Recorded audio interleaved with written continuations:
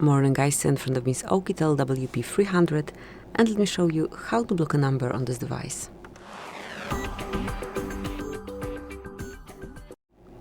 So first of all, open your phone dialer, then go to Contacts and tap on More icon. Here select Settings and go to Block Numbers.